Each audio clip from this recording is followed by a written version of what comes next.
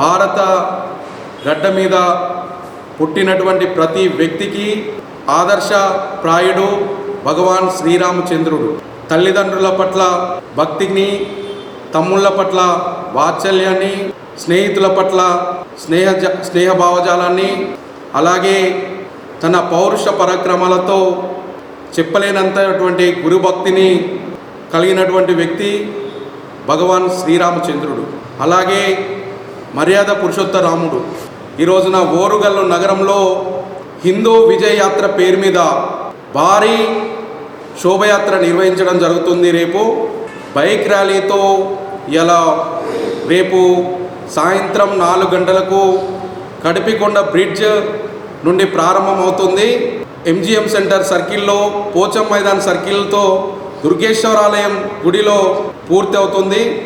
కావున ట్రై సిటీస్లోని హిందూ భక్తులు, శ్రీరామ్ భక్తులు, హనుమాన్ భక్తులు ప్రతి ఒక్కరూ హిందూ శక్తిని చాటాల్సినటువంటి అవసరం ఉంది. ప్రతి ఒక్కరూ ఇంటి నుంచి భగవద్ధ్వజాన్ని చేతబూని జై శ్రీరామ్ అనే నినాదాలతో ఓరుగల్లు నగరాన్ని మొత్తం కాషాయమయం చేయవలసిందిగా నేను విజ్ఞప్తి చేస్తూ ఉన్నాను.